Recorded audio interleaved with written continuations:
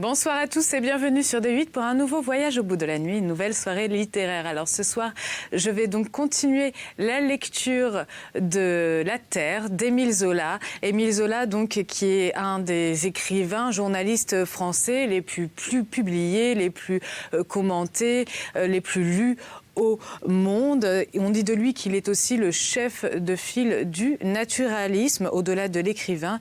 Émile Zola est une grande figure du combat pour la justice et le progrès social. Pour la petite histoire et pour ne pas perdre espoir, Émile Zola, après 2 échecs au baccalauréat et en français, deviendra un des écrivains journalistes les plus populaires, publiés et traduits donc au monde. Il est aussi considéré donc comme le leader du naturalisme. Nous allons donc continuer ce roman, donc La Terre, qui est, je pense, son roman le plus bestial, on va dire. Nous allons continuer la lecture. N'hésitez pas à réagir sur les réseaux sociaux. #VBN. Lâchez vos avis, vos commentaires, vos idées. N'hésitez surtout pas. Si je le prends à l'envers, ça ne va pas le faire. Allons-y.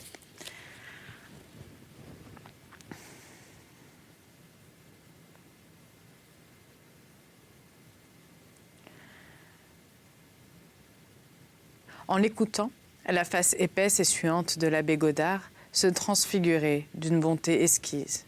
Ses petits yeux colères s'embellissaient de charité, sa bouche grande prenait une grâce douloureuse. Le terrible grognon, toujours emporté dans un vent de violence, avait la passion des misérables.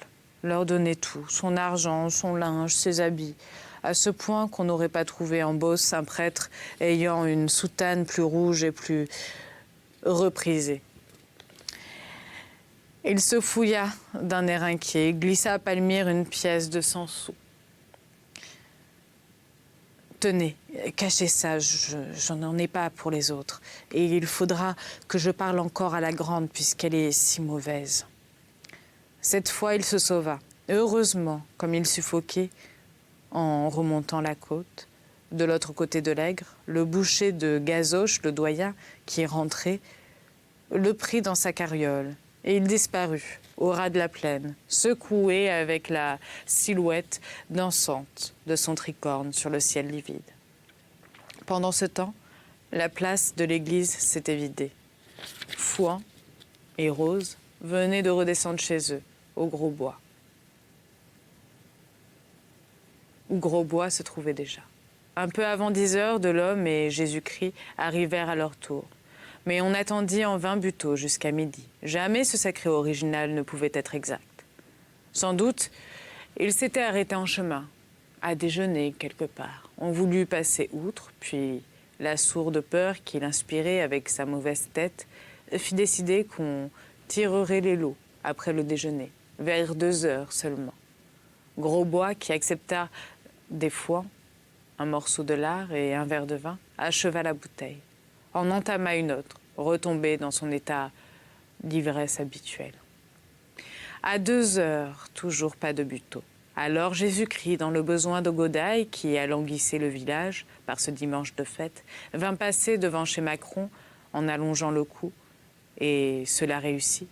La porte fut brusquement ouverte. Bécu se montra et cria. « Arrive, mauvaise troupe, que je te paie un canon !» Il s'était raidi encore, de plus en plus digne à mesure qu'il se grisait. Une fraternité d'anciens militaires ivrognes, une tendresse secrète le portait vers le braconnier. Mais il évitait de le reconnaître quand il était en fonction. Sa plaque au bras, toujours sur le point de le prendre en flagrant délit, combattu entre son devoir et son cœur. Au cabaret, dès qu'il était saoul, il le régalait en frère. Un piquet, hein, veux-tu? Et nom de Dieu, si les Bédouins nous embêtent, nous leur coupons les oreilles. Ils s'installèrent à une table, jouèrent aux cartes en criant fort, tandis que les litres, un par un, se succédaient. Macron, dans un coin, tassé avec sa grosse face moustachue, tournait ses pouces. Depuis qu'il avait gagné des rentes en spéculant sur les petits vins de Montigny, il était tombé à la paresse, chassant, pêchant, faisant le bourgeois. Il restait très sale, vêtu de loques, pendant que sa fille Berthe trimballait autour de lui des robes de soie. Si sa femme l'avait écouté, il aurait fermé boutique et l'épicerie et le cabaret, car il devenait vaniteux avec de sourdes ambitions, inconscientes encore, mais elle était d'une âpreté féroce au lucre. Et lui-même, tout en ne s'occupant de rien, la laissait continuer à travers des canons pour ennuyer son voisin. Langaigne, qui tenait le bureau de tabac, et donnait aussi à boire. C'était une rivalité ancienne, jamais éteinte, toujours près de flamber. Cependant, il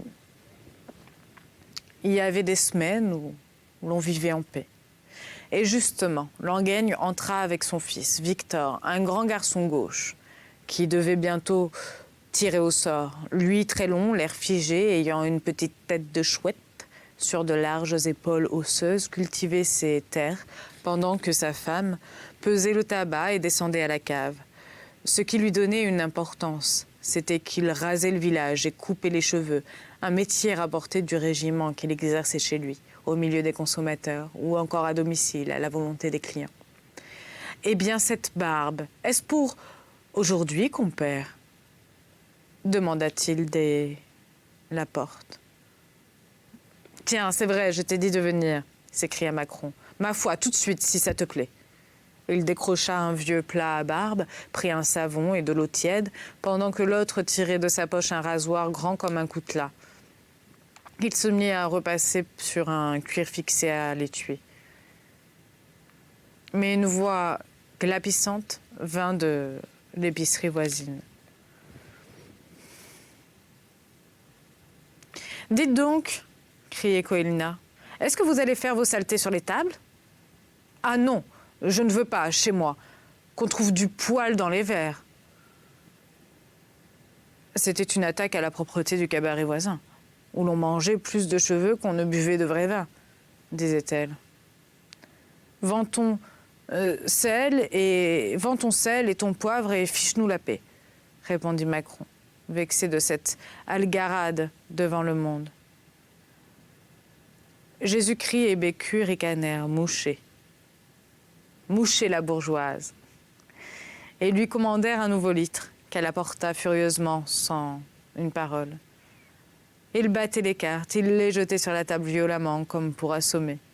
À tout et à tout. Langaigne avait déjà frotté son client de savon et le tenait par le nez, lorsque Lequeux, le maître d'école, poussa la porte. « Bonsoir, la compagnie. » Il resta debout et muet devant le poêle et se chauffer les reins, pendant que le jeune Victor, derrière les joueurs, s'absorbait dans la vue de leur jeu. À propos, reprit Macron en profitant d'une minute où Langaigne lui essuyait sur l'épaule les baves de son rasoir. Monsieur Houdequin, tout à l'heure, avant la messe, m'a encore parlé du chemin. Faudrait se décider, pourtant. Il s'agissait du fameux chemin direct de Rognes à Châteaudun, qui devait raccourcir la distance d'environ 2 lieues, car les voitures étaient forcées de passer par Cloyes. Naturellement, la ferme avait grand intérêt à cette voie nouvelle, et le maire, pour entraîner le conseil municipal, comptait beaucoup sur son adjoint intéressé lui-même à une prompte solution. Il était en effet question de relier le chemin à la route du bas, ce qui faciliterait aux voitures l'accès de l'église, où l'on ne grimpait que par des sentiers de chèvres. Or, le tracé projeté suivait simplement la ruelle étranglée entre les 2 cabarets, l'élargissait en ménageant la pente. Et les terrains de l'épicier, dès lors en bordure, ayant un accès facile, allaient décupler de valeur. « Oui, continua-t-il, il paraît que le gouvernement, pour nous aider, attend que nous votions quelque chose. N'est-ce pas? Tu en es ?» Langaigne, qui était conseiller municipal, mais qui n'avait pas même un bout de jardin derrière sa maison, répondit « Moi, je m'en fous. Qu'est-ce que ça me fiche, ton chemin ?» Et en s'attaquant à l'autre joue, dont il grattait le cuir comme une râpe, il tomba sur la ferme. « Ah, ces bourgeois d'aujourd'hui, C'était pire encore que les seigneurs d'autrefois. Oui, ils avaient tout gardé dans le partage et ils ne faisaient des lois que pour eux. Ils ne vivaient que de la misère du pauvre monde. Les autres l'écoutaient, gênés et heureux au fond de ce qu'il osait dire, la haine séculaire, indomptable du paysan contre les possesseurs du sol. Ça va bien qu'on est entre soi, murmura Macron, en lançant un regard inquiet vers le maître d'école. Moi, je suis pour le gouvernement. Ainsi, notre député, monsieur de Chédeville, qui est, dit-on, l'ami de l'empereur, du coup, Langagne agita furieusement son rasoir. Encore un joli bougre, celui-là. Est-ce qu'un Richard comme lui, qui possède plus de 500 hectares du côté d'Orgères, ne devrait pas vous en faire cadeau de votre chemin, au lieu de vouloir tirer des sous à la commune? Sale rosse. Mais l'épicier, terrifié cette fois, protesta. Non, non, il est bien honnête et pas fier. Sans lui, tu n'aurais pas eu ton bureau de tabac. Qu'est-ce que tu dirais s'il te le reprenait? Brusquement calmé, Langagne se remit à lui gratter le manteau. Il était allé trop loin, il enrageait. Sa femme avait raison de dire que ses idées lui joueraient un vilain tour. Et l'on entendit alors une querelle qui éclatait entre Bécu et Jésus-Christ. Le premier avait l'ivresse mauvaise, batailleuse, tandis que l'autre, au contraire de terrible chenapan qu'il était à jeun, s'attendrissait davantage à chaque verre de vin, devenait d'une douceur et d'une bonhomie d'apôtre soulard. À cela, il fallait ajouter leurs différences radicales d'opinion. Le braconnier républicain, un rouge, comme on disait, qui se vantait d'avoir à Cloy en 48 fait danser le rigodon aux bourgeoises, le garde champêtre d'un bonapartisme farouche, adorant l'empereur qu'il prétendait connaître. Je te jure que si. Nous avions mangé ensemble une salade de hareng salé. Et alors il m'a dit, pas un mot, je suis l'empereur. Je l'ai bien reconnu à cause de son portrait sur les pièces de 100 sous. Possible. Une canaille tout de même, qui bat sa femme et qui n'a jamais aimé sa mère. Tais-toi, nom de Dieu, ou je te casse la gueule. Il fallut enlever des mains de Bécu le litre qu'il brandissait tandis que Jésus-Christ, les yeux mouillés, attendait le coup dans une résignation souriante. Ils se remirent à jouer fraternellement. À tout et à tout. Macron, que l'indifférence affectée du maître d'école troublé, finit par lui demander. Et vous, monsieur Lequeux, qu'est-ce que vous en dites? Lequeux, qui chauffait ses longues mains blêmes contre le tuyau de poêle, eut un sourire aigre d'homme supérieur que sa position force en silence. Moi, je n'en dis rien, ça ne me regarde pas. Alors Macron alla plonger sa face dans une terrine d'eau, et tout en reniflant, en s'essuyant. Eh bien, écoutez ça. Je veux faire quelque chose, oui, nom de Dieu. Si l'on vote la route, je donne mon terrain pour rien. Cette déclaration stupéfia les autres. Jésus-Christ et Bécu eux-mêmes, malgré leur ivresse, levèrent la tête et lui eut un silence. On le regardait comme s'il fût devenu brusquement fou.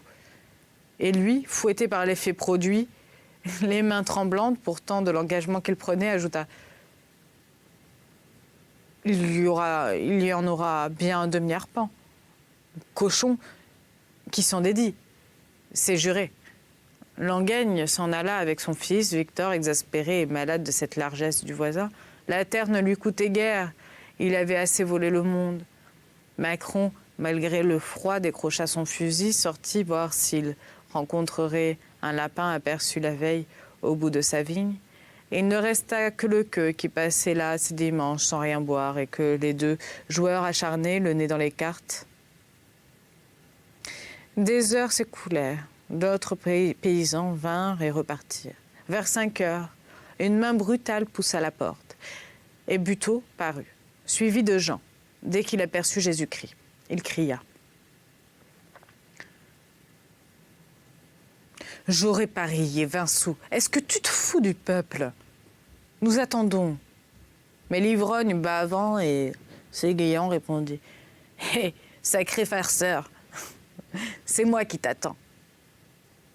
Depuis ce matin, tu nous fais droguer. » Buteau s'était arrêté à la borderie, où Jacqueline, que dès 15 ans, il culbutait sur le foin, l'avait retenu à manger des rôtis avec Jean. Le fermier Hourdequin étant allé déjeuner à Cloyes, au sortir de la messe, on avait nocé très tard et les deux garçons arrivaient seulement, ne se quittant plus. Cependant Bécu gueulait qu'il payait les 5 litres, mais que c'était une partie à continuer, tandis que Jésus-Christ, après s'être décollé péniblement de sa chaise, suivait son frère, les yeux noyés de douceur. « Attends là, dit Buteau à Jean, et dans une demi-heure, viens me rejoindre. Tu sais que tu dînes avec moi chez le père. » Chez les Fouan, lorsque les deux frères furent entrés dans la salle, on se trouva au grand complet.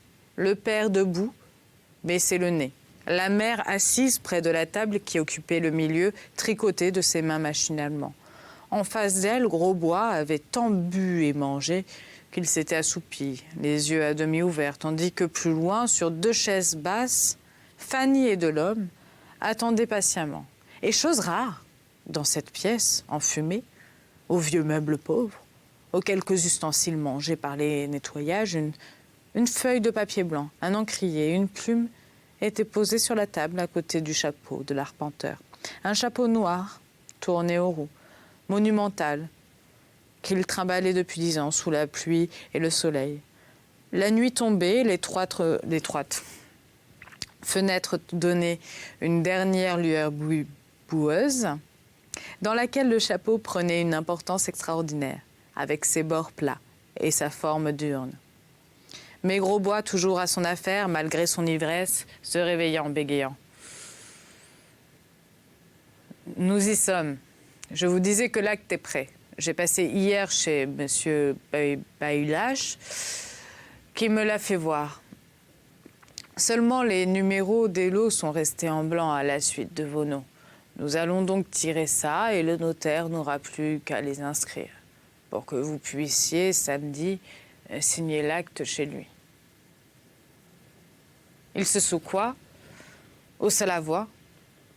« Voyons, je vais préparer les billets. » D'un mouvement brusque, les enfants se rapprochèrent sans chercher à cacher leur défiance.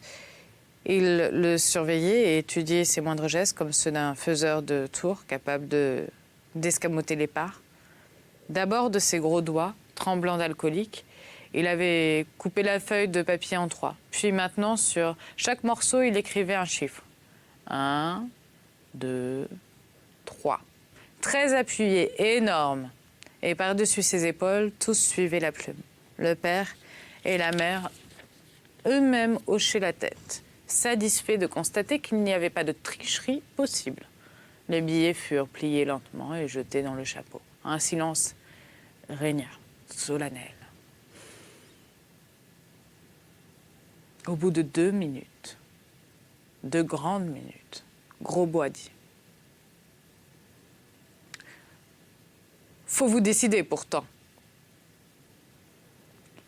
Qui est-ce qui commence ?» Personne ne bougea. La nuit augmentait, le chapeau semblait grandir dans cette ombre. « Par rang d'âge, voulez-vous » proposa l'arpenteur. « À toi, Jésus-Christ, qui est l'aîné. » Jésus-Christ, bon enfant, s'avança, mais il perdit l'équilibre, faillit s'étaler. Il avait enfoncé le poids dans le chapeau d'un effort violent, comme pour en retirer un quartier de roche. Lorsqu'il tint le billet, il dut s'approcher de la fenêtre. « 2 !» cria-t-il, en trouvant sans doute ce chiffre particulièrement drôle, car il suffoqua de rire. « À toi, Fanny !» appela Grosbois. Quand Fanny eut la main au fond, elle ne se pressa point. Elle fouillait, remuait les billets, les pesait l'un après l'autre. « C'est défendu de choisir, » dit rageusement Buteau, que la passion étranglée et qui avait blêmi au numéro tiré par son frère. « Tiens, pourquoi donc ?» répondit-elle. « Je ne regarde pas. Je peux bien tâter. » Va, murmura le père, ça se vaut. Il n'y en a pas plus lourd, dans l'un que dans l'autre. Elle se décida enfin. Courut devant la fenêtre. Un. Eh bien, c'est Buteau qui a le 3, reprit Fouan. Tire-le, mon garçon. Dans la nuit croissante, on avait pu voir se décomposer le visage du cadet. Sa voix éclata de colère. Jamais de la vie. Comment? Si vous croyez que j'accepte, ah non, le 3e lot, n'est-ce pas? Le mauvais, je vous l'ai assez dit, que je voulais partager autrement. Non, non, non, non, non, vous vous foutiez de moi. Et puis, est-ce que je ne vois pas clair dans vos manigances? Est-ce que ce n'était pas au plus jeune à tirer le premier? Non, non, non, je ne tire pas, puisqu'on triche. Le père et la mère le regardaient se démener, taper des pieds et des poings. Mon pauvre enfant, tu deviens fou, dit Rose. Oh maman, je sais bien que vous ne m'avez jamais aimé. Vous me décolleriez la peau du corps pour la donner à mon frère. À vous tous, vous me mangeriez. Fouan l'interrompit durement. Assez de bêtises, hein. Veux-tu tirer? Je veux qu'on recommence. Mais il y eut une protestation générale. Jésus-Christ et Fanny seraient serrés leurs billets comme si l'on tentait de les leur arracher. Delhomme déclarait que le tirage avait eu lieu honnêtement. Et Grosbois, très blessé, parlait de s'en aller si l'on suspectait sa bonne foi. Voilà. C'est ainsi que se termine donc ma dernière lecture de ce livre qui se nomme La Terre d'Émile Zola. J'insiste, n'oubliez pas de faire attention à notre terre en surveillant par exemple votre alimentation ou en faisant attention à ce que vous faites sur cette terre, donc la pollution, etc. etc. N'hésitez pas à réagir sur les réseaux sociaux, #VBN, ainsi que sur notre page Facebook Voyage au bout de la nuit. Je vous souhaite une excellente soirée. À très bientôt.